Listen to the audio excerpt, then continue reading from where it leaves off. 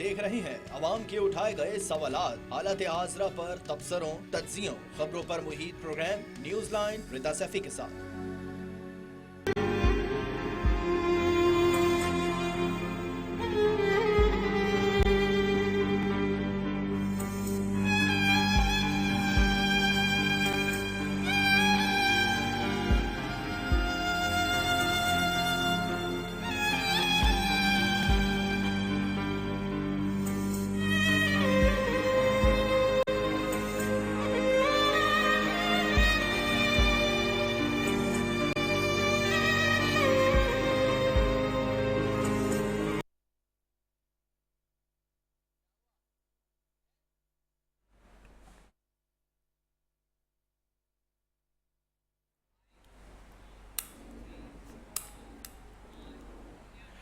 अस्सलाम वालेकुम, मैं हूँ रिदा सैफी। मशरक़ वस्ता में एक ऐसा इर्तियाज शुरू हुआ है जिसने न सिर्फ खत्ते को झंझोड़ा बल्कि आलमी अमन का मुस्तकबिल दाव पर लगा दिया है। दो अजीम ताकतों अमरीका और इजराइल ने मुश्तरका फ़ज़ाई हमलों में ईरान के क़ल्ब को निशाना बनाया, जिसके बाद ईरानी सरकारी मीडिया और बदले के बयानात ने झड़पों को एक मुकम्मल जंगी शक्ल दे दिया। इन हमलों में ईरान के सुप्रीम लीडर आयतुल्लाह अली खामनाई की शहादत हो गई, जो कि खुद इस तनाज़े का मरकज़ व महवर थे, और मुतअद्दिद आला ईरानी अस्करी कायदीन और सरकारी शख्सियातों की हलाकतें भी हुई हैं। इसराइल और अमरीका के मुश्तरका हमलों में तेहरान समेत मुतअद्दिद शहरों में शहरियों की हलाकत और ज़ख्मी होने के इत्तलात हैं। ईरान में 201 अफराद के मारे जाने और 747 अफराद के ज़ख्मी होने की इत्तलात सामने आई, जिनमें शहरी भी शामिल हैं। लोगों ने तेहरान के इनकलाब चौक में सोग मनाना भी शुरू कर दिया और 40 रोज़ा कौमी सोग का ऐलान भी हुआ।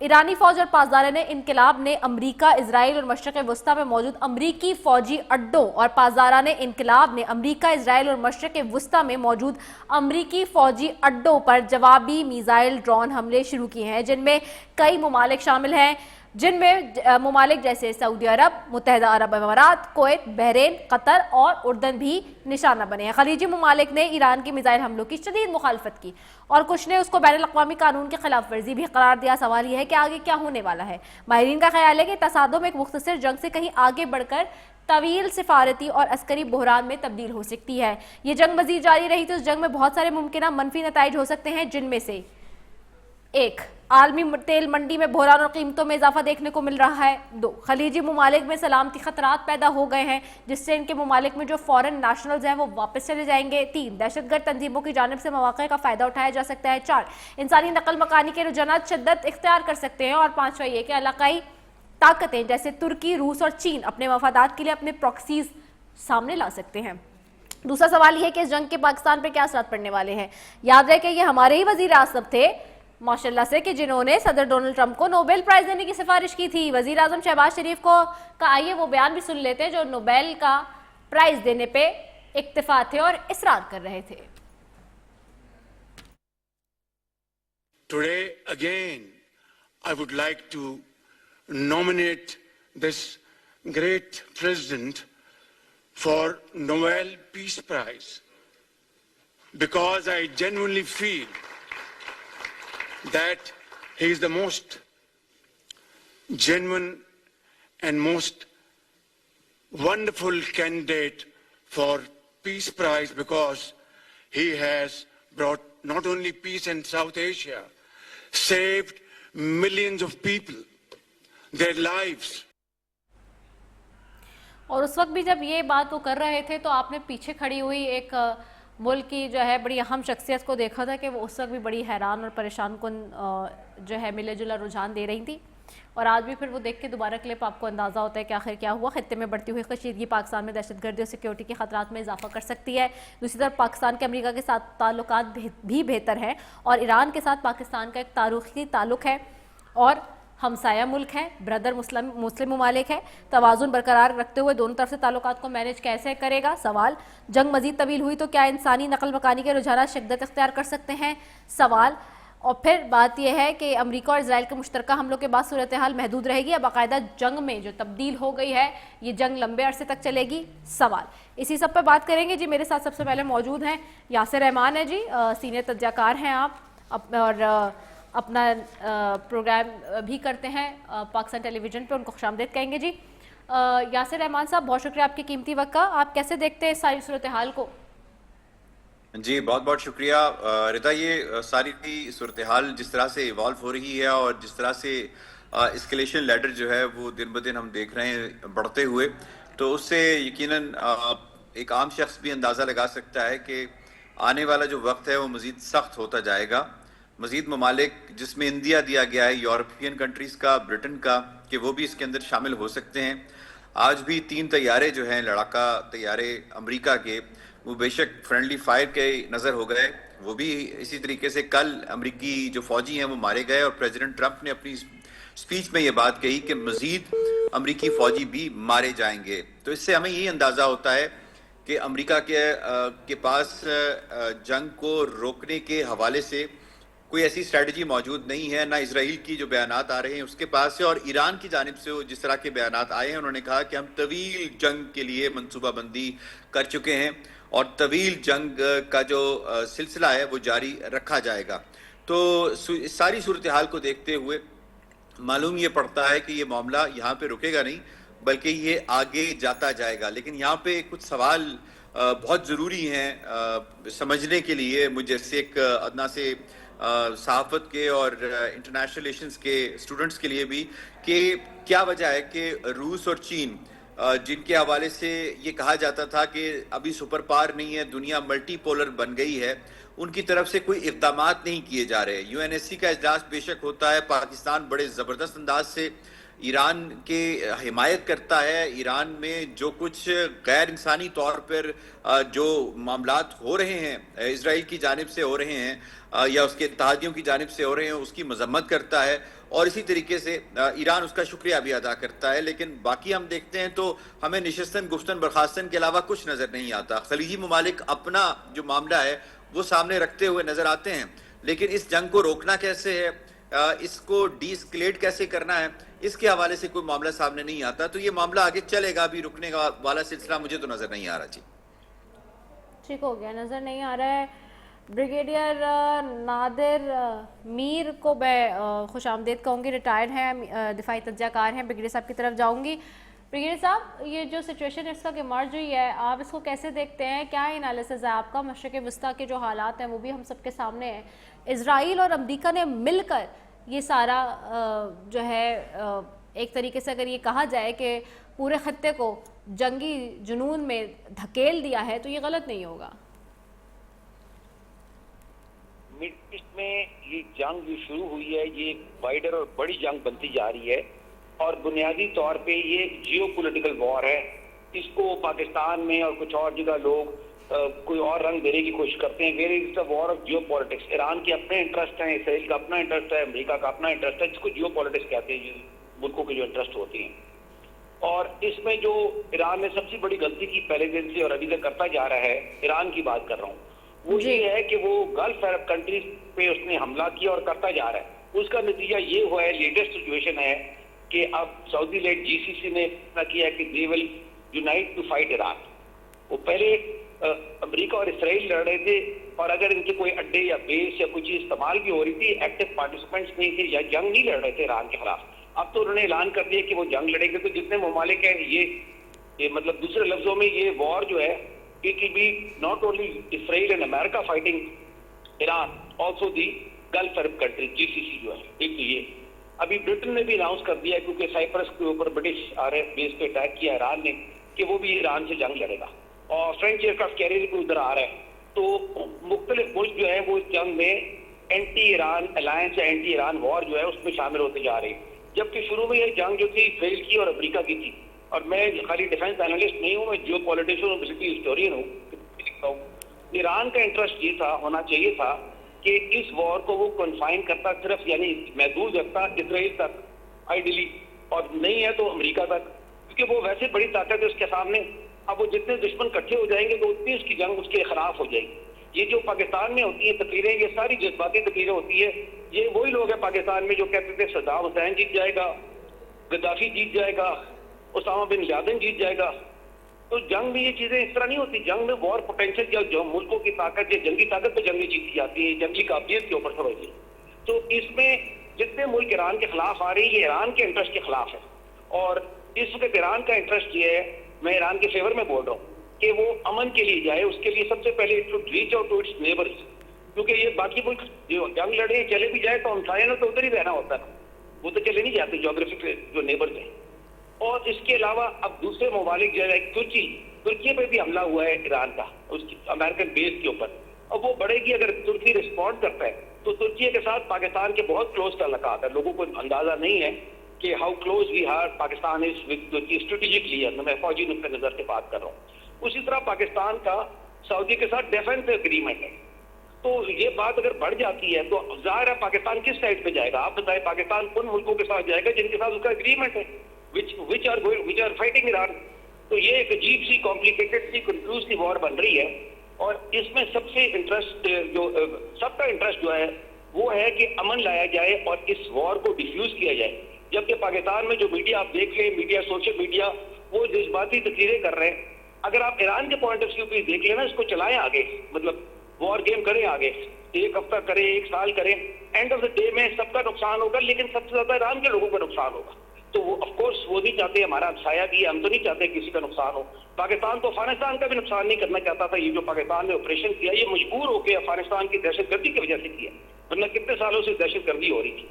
तो हम ईरान के लिए गुड विशेज रखते हैं, उनके लोगों के लिए, स्पेशली ईरानी नेशन के लिए, और इस तरफ गल्फ अरब्स के लिए, जितने भी ममालिक है खत्ते के, और तुर्की के लिए। तो जितनी जल्दी अमन आ जाए उतना ही बेहतर होगा, लेकिन उसके लिए डी-एस्केलेशन की तरफ मूव करना होगा। ये थोड़ी देर पहले इन्होंने साहब ने बड़ी अच्छी बात की कि ये जो है आजकल मल्टीपोलर वर्ल्ड है, तो उस पर रूस और चीन क्यों नहीं कर रहे? वो उसकी वजह ये है कि it is not multipolar world. अगर ये मल्टीपोलर वर्ल्ड होती तो डेफिनेटली रूस और चाइना बहुत कुछ कर लेती। It is not a multipolar world, only the unipolar world जो थी, यानी खाली अमेरिका की वर्ल्ड जो 1991 के बाद जब सोवियत यूनियन टूट गया, बाइपोलर से यूनिपोलर बनी, वो दैट हैज वेन्ड, वो बहुत कमजोर हो गई है मल्टीपोलर वर्ल्ड। उसका फाइनल स्टेज कह ले, कमजोरी कह ले, the fact that Iran is fighting United states, तो उससे नजर आता है कि ये यूनिपोलर वर्ल्ड नहीं है ना, वरना यूनिपोलर में तो कोई अमेरिका के ना लड़ सकता या लड़ने की कोशिश ना करता। लेकिन ये मल्टी पावर्ड वर्ल्ड, इसमें बहुत सारी ताकतें आ गई हैं और काफी सारी मिडिल पावर्स है, जिससे इंडिया है, पाकिस्तान है, ईरान भी मिडिल पावर है।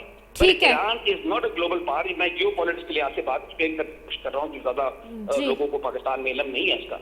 तो इसलिए ईरान जो अपनी कैपेसिटी है उससे बढ़ के लड़ रहा है, it is punching above its weight, और वो कुछ अर्से तक हो सकता है। इसका अपना इंटरेस्ट है और गल्फ अरब्स का और हमारा और सबका कि अमन आए और ये वॉर आगे ना जाए। जी ठीक हो गया। ब्रिगेडियर साहब आप साथ ही रहिएगा, हमारे साथ डॉक्टर हुमा बकाई साहिबा मौजूद है, माहिर बैन अक़वामी उमूर हैं, बड़ी सीनियर, बड़ी गहरी निगाह रखती हैं।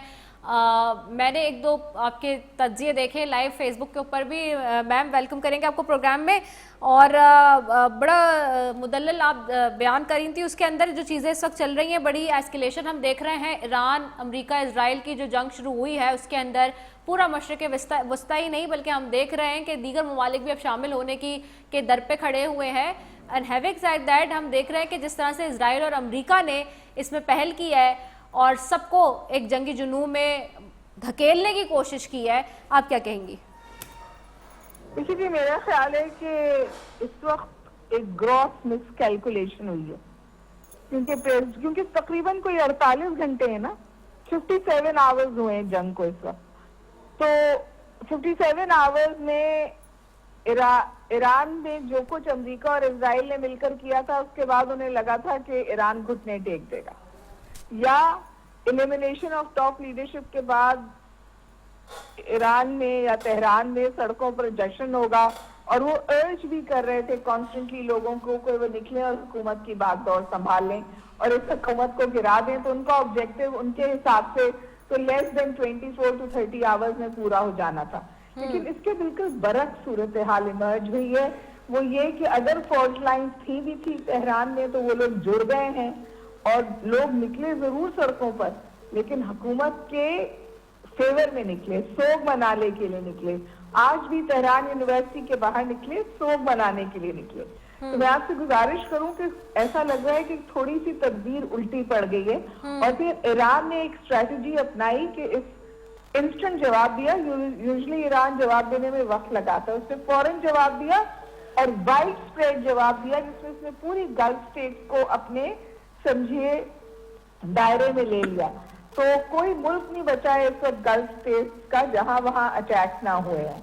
उन्होंने जो उनका इब्राहिम लिंकन खड़ा हुआ है, उनकी वॉरशिप, उस पर भी ड्रोन भेजे हैं इंटेलिजेंस कलेक्शन के लिए और बैलिस्टिक मिसाइल मारे हैं। और इस वक्त दुबई में भी केओस है, कतर में भी केओस है, बहरीन में भी केओस है। सो ओवर एयरपोर्ट्स डिस्ट्रप्टेड है, एयर स्पेसेस डिस्ट्रप्टेड है, oil prices have gone up from 8 to 20%।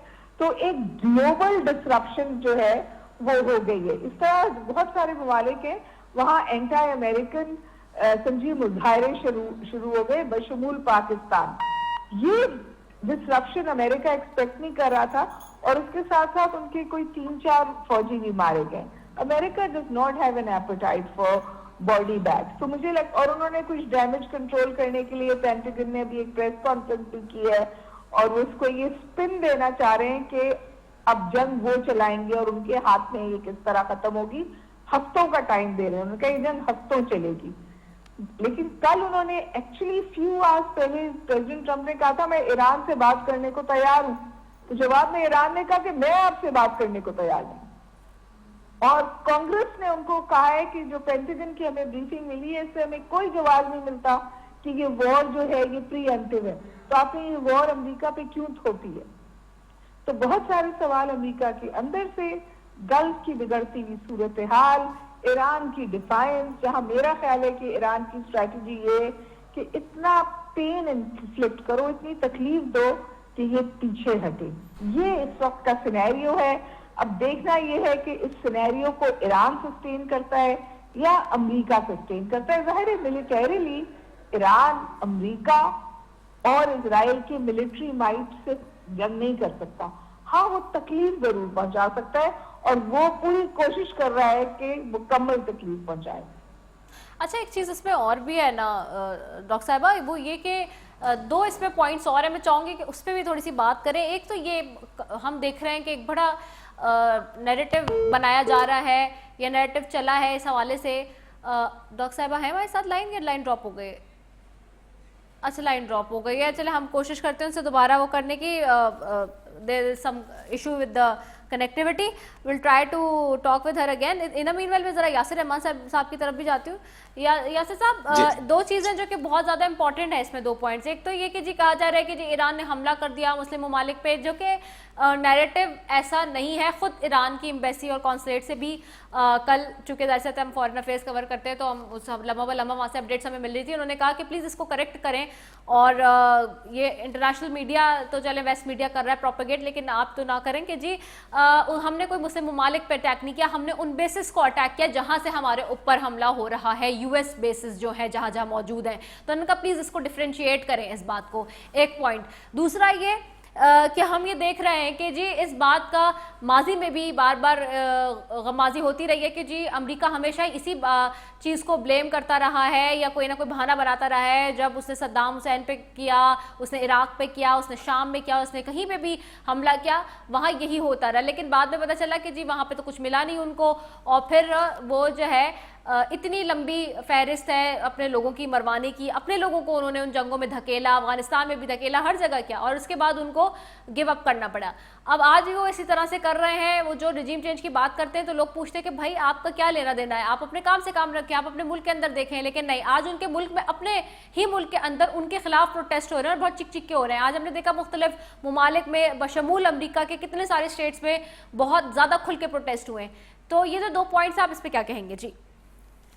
जी, मैं इसमें देखें, जो पहला पॉइंट आपने बताया कि वो अब्बास इराक़ची साहब ने, जो वज़ीर ख़ारिजा हैं ईरान के, उन्होंने इंटरव्यू दिया अल जज़ीरा को, और उन्होंने बड़ा बरमला इस बात का इजहार किया जब उनसे ये सवाल पूछा गया कि आप इन ममालिक, जो खलीजी ममालिक हैं, मुस्लिम ममालिक हैं, आपके पड़ोसी ममालिक हैं, इस पर क्यों आप धावा बोल रहे हैं। तो उनका यही कहना था, जिसका जिक्र आपने भी किया, कि ये बेसिकली हम हमला इन ममालिक पे नहीं कर रहे, बल्कि जो बेसिस अमेरिका की हैं वो इन ममालिक की टेरिटरी में आती नहीं है। वहाँ पे अमेरिका का कानून होता है, अमेरिका के सिपाही होते हैं, अमेरिका का आर्सनल होता है, अमेरिका के एमिनेशंस होते हैं। तो हम इसलिए वहाँ पे अटैक्स कर रहे हैं और उनको पैगाम दे रहे हैं, क्योंकि उनकी लिमिटेशन है कि वो डायरेक्ट अमेरिका के ऊपर, यानी अमेरिका की सरजमीन के ऊपर उनकी कैपेसिटी नहीं है कि वो रिटेलिएट कर सकें। तो उन्होंने कहीं ना कहीं तो जवाब देना है, पासदाराने इनकलाब ने देना है, क्योंकि उनकी जो रेड लाइन थी आयतुल्लाह अली खामनाई उन्हें शहीद कर दिया गया, और उसके बाद फिर अल्टीमेटली उन्होंने कोई रिस्पॉन्ड करना है तो रिएक्ट करना है, तो रिएक्शन के अंदर उन्होंने ये काम किया। और फिर उनका ये भी मजीद ये कहना था कि इस सिलसिले में हमारी उन ममालिक के साथ बात भी चल रही है और वो कुछ हमारे मसाइल को और हमारी सेंसिटिविटीज को समझ भी रहे हैं। तो आपकी पहले पॉइंट का तो जवाब ये हो गया। दूसरा जो पॉइंट आपने रेज किया वो बड़ा इंपॉर्टेंट है, वो ये है कि देखिए ताकतवर को ना कोई बहाना नहीं चाहिए होता, क्योंकि वो कभी कोई कानून को या कोई आलमी कन्वेंशंस को वो बरुए कार नहीं लाते, वो बालाए ताक रखते हुए हमेशा ये काम करते हैं। अमेरिका की जब भी मिसाल ले लें, अमेरिका ने जहां जहां भी किया है उसने किसी कानून की परवाह नहीं की है। तो अब यहाँ पे सवाल ये पैदा होता है कि क्या वाकई यूरेनियम का मसला था? अगर यूरेनियम का मसला था तो ओमान की जब बातचीत चल रही थी, ऐसा मीडिएटर बात चल रही थी, और ओमान के वजीर खारजा की तरफ से बड़े अच्छे जो है वो एक खबरें भी आ रही थी, और हम लोग ये समझ रहे थे जो इस पेशे से वाबस्ता हैं, जो इस चीज को कवर करते हैं, कि शायद अब मामला जो है डिस्कलेट हो जाएगा और ये चीजें आगे नहीं बढ़ेंगी। लेकिन मकसद हमें कुछ और नजर आया कि मकसद असल में इनका ईरान की जो न्यूक्लियर फैसिलिटी है या उसकी यूरेनियम अफजूदगी की कैपेसिटी है, वो मकसद नहीं था। मकासद इनके और हैं। मकासद इनके इस वक्त इनकी रिजीम को ख़त्म करना था, जिसमें आयतुल्लाह और उनके साथ जो सफ़े अव्वल की लीडरशिप है उसका खात्मा था। मकासद में इनकी बैल्कनाइजेशन है ईरान की, जो अगर देखा जाए जिनके बयानात बेंजामिन नेतन्याहू के अगर आप उनके रीसेंट पास्ट के अंदर देखें तो आपको मालूम पड़ेगा कि चाहते हैं कि ईरान के बखिए उखेड़ें, उसके टुकड़े करें और जो जो इनके मकासद हैं उनको हासिल करने की कोशिश करें। कुछ दिन पहले जो अमरीकी एक सफीर है जेरूसलम के अंदर जो मौजूद है, उसका जो बयान सामने आता है उससे भी जो, और जिसके ऊपर रिएक्शन भी दिया मुसलमान मुल्कों ने और खासतौर पे सऊदी अरब की जानिब से भी आया, तो उससे भी हमें मालूम पड़ता है कि जो मकासद हैं इनके बज़ाहिर वो कुछ और हैं, असल में मकासद कुछ और हैं। तो अभी जो दूसरी बात यहाँ पे डॉक्टर हुमा बकाई ने भी की, वो बड़ी इंपॉर्टेंट थी कि ये जिस तरह से कल से मैं देख रहा हूँ कि कुछ एनालिस्ट आ रहे हैं और मिसाल दे रहे हैं कि जी इराक को देखें, इराक में क्या हुआ, लीबिया में क्या हुआ, शाम में क्या हुआ, वहां पे अमेरिका ने अपने मकासद हासिल कर लिए, सदाम को उड़ा दिया, बशार को उड़ा दिया। ये लेकिन मसला ये है कि कोई ये बात समझने की कोशिश नहीं कर रहा कि ईरान ना लीबिया है, ना इराक है, ना शाम है। ईरान के अंदर जो निज़ाम मौजूद है, इतना गहरा निज़ाम मौजूद है जो एक शख्स की बरहूने मन्नत नहीं है, वो एक शख्स पे डिपेंडेंट नहीं है, वो एक निज़ाम है। यानी आप देखें इससे पहले भी इनकी क़यादत को शहीद किया गया, तो जैसे ही क़यादत शहीद होती है दूसरा तैयार हो जाता है। तो एक निज़ाम है, एक सिस्टम मौजूद है। वो सिस्टम ये किसी तौर पे भी कुछ वाक़यात करके उस सिस्टम को ये डीरेल नहीं कर सकते। वो सिस्टम मैसेज के अंदर मौजूद है, जिसकी जो गवाही है, जिसके जो शवाहिद हैं, हमें ज़ैदान की सड़कों के ऊपर बाकी जो शहर हैं वहां पे हमें नजर आ रहे हैं कि कुछ भी इख्तलाफ हो जेन जी का इनके साथ, माशी इख्तलाफ हो, कुछ भी हो, वो सारे का सारा उन्होंने बालाए ताक रखते हुए अपनी उस नजरियाती मामलात के ऊपर आ चुके हैं। और इनके लिए जिस तरह से रजा पहलवी बार बार तकरीरें कर रहा है, एड्रेसेस कर रहा है कि बस जी आप सरेंडर कर दें और मेरे लिए जो है वो रास्ते हमवार कर दें, मैं आ जाऊं और विराजमान हो जाऊं, तो वो किसी तौर पे भी एक्सेप्टेबिलिटी उसकी नहीं है, ना उसकी मकबूलियत है, ना उसकी कबूलियत है। इसी तरीके से कोई पैरेलल सिस्टम इनके पास है ही नहीं है, ऑल्टरनेट सिस्टम है ही नहीं है जिसके साथ करें। तो यही वजह है कि प्रेसिडेंट ट्रंप ने जो इशारे दिए उसके अंदर उन्होंने यही इशारा देने की कोशिश की कि जो इसी निज़ाम के अंदर जो यहाँ पे मौजूद था, जिस निज़ाम की पैदावार जो है वो आयतुल्लाह अली खामनाई थे और उसके बाद आने वाली शख्सियात होंगी, उसके अंदर उन्होंने कहा कि जी हम बातचीत करने के लिए तैयार हैं। और वो जो शख्सियात आना चाहती हैं इस मसले के ऊपर, तो ये इस बात का इंदिया है कि ये फेल हो चुके हैं वो रिजीम चेंज करने में, वो नजरियात चेंज करने में, मैसेज को चेंज करने में, मैसेज को चेंज करने में। ठीक है, मैं हुमा बकाई साहिबा की तरफ वापस जाऊंगी। डॉक्टर साहिबा, दो पॉइंट्स इसमें बड़े इंतहाई अहम है। एक तो ये नैरेटिव बनाने की कोशिश की जा रही है कुछ मीडिया हाउसेस की तरफ से इंटरनेशनली और प्रोपेगेट किया जा रहा है वेस्ट की तरफ से, जिसको ईरान ने बिल्कुल निगेट किया है। कल हमारी एम्बेसी से और कॉन्सुलेट से भी बात हुई थी, क्योंकि जैसे फर्स्ट हैंड इन्फॉर्मेशन जब आ रही थी वहाँ से और तस्दीक और उसकी सारी, तो उन्होंने कहा प्लीज़ इसको आप थोड़ा सा ख्याल रखें कि हमने किसी मुस्लिम ममालिक पे, किसी मुस्लिम मुल्क पे हमला नहीं किया, बल्कि हमने उन जगहों को टारगेट किया है, वहाँ अटैक किया जो यूएस के बेसिस हैं, और जहां से हम पर अटैक हुआ है, तो इसको ज़रा डिफ़र करें। लेकिन अभी भी हम सुन रहे हैं कि वो चल रही है चीज़ें कि नहीं जी मुस्लिम ममालिक पे हमला कर दिया और इस तरह का नैरेटिव आ रहा है। दूसरा ये कि जी इसके बाद जो सारी सिचुएशन बनी है, अपने ही लोग अमेरिका के, इजराइल के, उनके खिलाफ हैं। वहाँ हम देख रहे हैं कि दुनिया भर में इस वक्त प्रोटेस्ट हो रहे हैं उनके अपने खिलाफ, उनके अपने लोग कह रहे हैं कि जी आप हमें जंग में धकेल रहे हैं जिसका हम हिस्सा नहीं बनना चाहते। क्या कहेंगी? अगर आप अफगानिस्तान में पाकिस्तान के एक्शन के हवाले से बात कर रही हैं? नहीं, मैं ओवरऑल मीडिया की बात कर रही हूँ जी। मीडिया से तो 10 लोग और 100 आवाजें होती हैं, लेकिन आपको डिसर्न करने की जरूरत होती है कि कौन सी सही बात है और कौन सी गलत बात है। ये बात तो बिल्कुल सही है कि ईरान में जो कुछ इस वक्त अमेरिका और इजराइल ने किया है उसके हवाले से शदीद तरीन गुस्सा मौजूद है, लेकिन जिस तरह का ईरान ने जवाब दिया है जो कि सेल्फ डिफेंस में है और सर्वाइवल में भी है, उस हवाले से यूरोप में, अमेरिका में और गल्फ स्टेट्स में गुस्सा मौजूद है ऑब्वियसली। बट ओवरऑल सिचुएशन जो है वो कौड़ी तो अमेरिका, इजराइल और ईरान के बीच में ही अटकी हुई है। अभी उन्होंने बात करने की कहा है कि हम, अमेरिका कह रहे हैं हम बात करना चाहते हैं, लेकिन ईरान कह रहा है हम बात नहीं करना चाहते। तो उसके बाद उन्होंने शाम को एक प्रेस कॉन्फ्रेंस की है और कहा है कि अच्छा जी हम अब ये जंग हफ्तों चलेगी और उनकी दूसरी एक समझिए हिकमत अमली सामने आ रही है।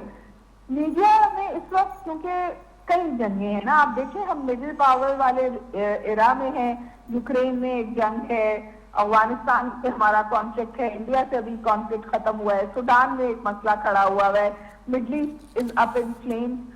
तो जाहिर है कि मीडिया में तो आपको 100 पर्सपेक्टिव्स मिलते हैं, बट इट इज इम्पोर्टेंट कि आप ऑब्जेक्टिवली देखें कि क्या बात है। नहीं डॉक्टर साहिबा, मैं अपना जो मैंने सवाल किया था आपसे वो आपने शायद समझा नहीं। बराए मेहरबानी फुल।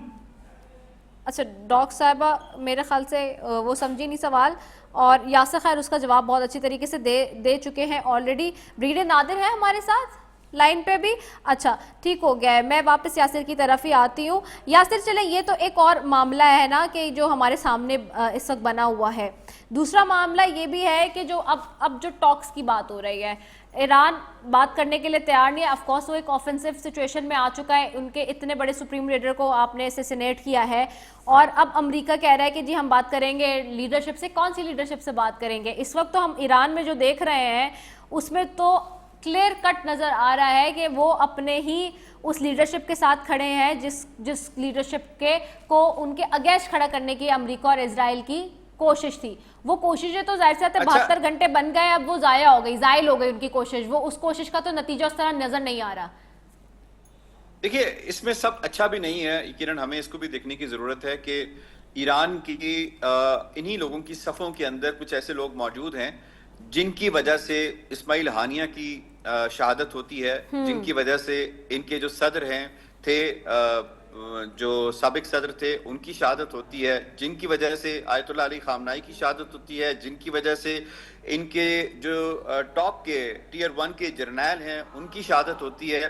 तो इसका मतलब क्या निकलता है? ये यकीनन आपके जहन में भी आता होगा, मेरे भी, कि बाहर से तो कोई मामला, वो तो बाहर से मामला तो बाद में होता है, पहले अंदर से मामलात खराब होते हैं। अंदर से कुछ ऐसे अनासिर हैं जो इनके साथ मिले हुए हैं जिसकी वजह से ये सारे मामलात होते हैं। और इतनी बड़ी शख्सियत को अगर उसकी शहादत होती है तो इसका मतलब है कि इंट्रोस्पेक्शन की जरूरत है ईरान को अपने अंदर भी।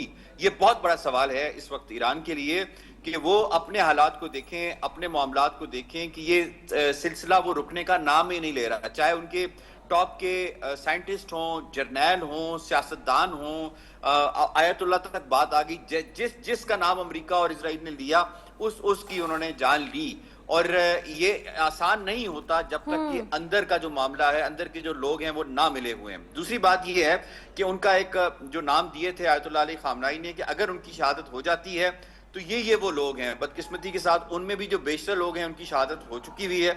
अभी कुछ नाम जो है वो जेर गर्दिश है। अब देखना ये है कि जो इनकी कायम मकाम काउंसिल है, बुरी काउंसिल है, वो जब सेलेक्ट करती है या उस नाम पर इत्तफाक करते हैं, वो जब आते हैं उनकी पॉलिसीज क्या होंगी।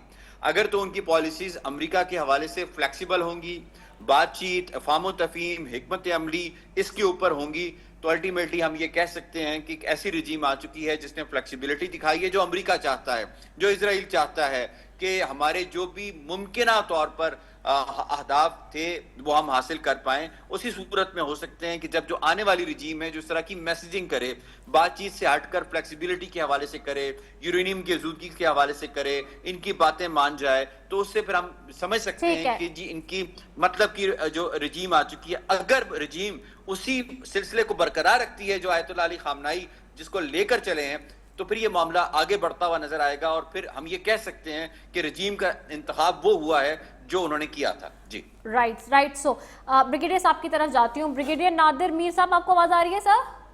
जी बिल्कुल आ रही है, बताइए। जी ब्रिगेडियर साहब, 2 पॉइंट्स इसमें जो बड़े काबिल गौर हैं और जो हम सुन रहे हैं, एक तो ये कि हमने देखा, अभी मैंने डॉक्टर साहब से और यासर साहब से भी पूछा सर, इसमें जो एक पॉइंट है बड़ा काबिल तवज्जो, वो ये था कि जी हम ये सुन रहे थे जब ये अटैक किए ईरान ने, जब उसके ऊपर अटैक हुआ उसके रिटर्न में, तो हमने देखा कि जी उन्होंने जितने भी ममालिक में अटैक किए, मुस्लिम ममालिक में, उन्होंने इस बात को बड़ा क्लियर आउट किया कि जी हमने उन ममालिक पे अटैक नहीं किया, हमने वहाँ पे यूएस जो बेसिस हैं जहाँ से हमारे ऊपर अटैक किए जा रहे हैं उनको निशाना बनाया इन रिटर्न। एक चीज़ जिसमें उन्होंने क्लियर आउट कहा कि जी वेस्ट ये प्रोपेगेंडा करना बंद कर दे, हमने किसी मुस्लिम ममालिक को निशाना नहीं बनाया। एक चीज़। दूसरी बात ये कि जो अमेरिका है या इजराइल है, उन्होंने जिस जंग में अपने लोगों को खुद धकेला और खुद अपने आप को भी, उनके अपने ही लोग उनके खिलाफ खड़े हो गए और मुख्तलिफ जगहों पर आज प्रोटेस्ट होते रहे। पिछले 72 घंटों में हमने देखा है कि मुख्तलिफ ममालिक और जगहों पर प्रोटेस्ट हो रहे हैं उनके अपने लोगों के खिलाफ ही, और वो ये कह रहे हैं कि जी हम इस जंग का हिस्सा नहीं बनना चाहते, क्योंकि माजी में भी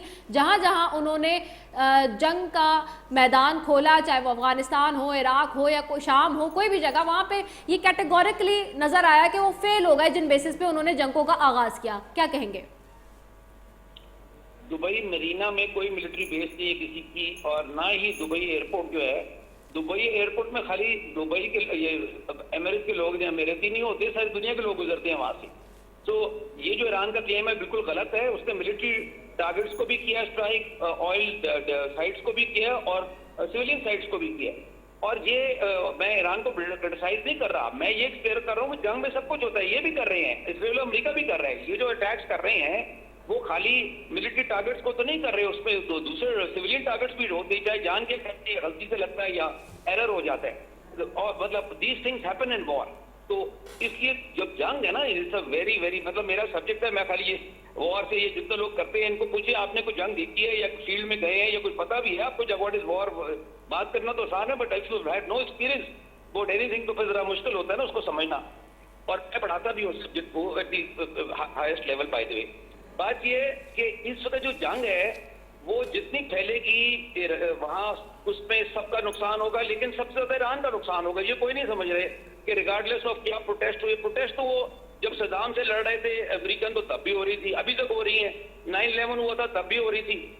उन सोसाइटीज में उन्होंने सिस्टम रखा हुआ है, दे लेट आउट द स्टीम, लेकिन जो करना होता है उनकी डीप स्टेट्स कर लेती हैं। मतलब मैं यहाँ पर जो पॉलिटिशियन जो होता है वो प्रेजुडिस नहीं होता, पाकिस्तान में सिर्फ प्रेजुडिस है, एनालिसिस कोई नहीं होता पाकिस्तान में। मैं तो एनालिसिस दे रहा हूँ आपको कि इसका नतीजा क्या होगा। इसका नतीजा अगर ये वॉर चलेगी, मिडिल ईस्ट के अंदर गल्फ स्टेट्स का बहुत नुकसान होगा, ईरान का बहुत नुकसान होगा, अमेरिका तो बहुत दूर है, उसकी फोर्सेस थोड़ी टारगेट हो जाएगी, कोई फर्क नहीं पड़ेगा।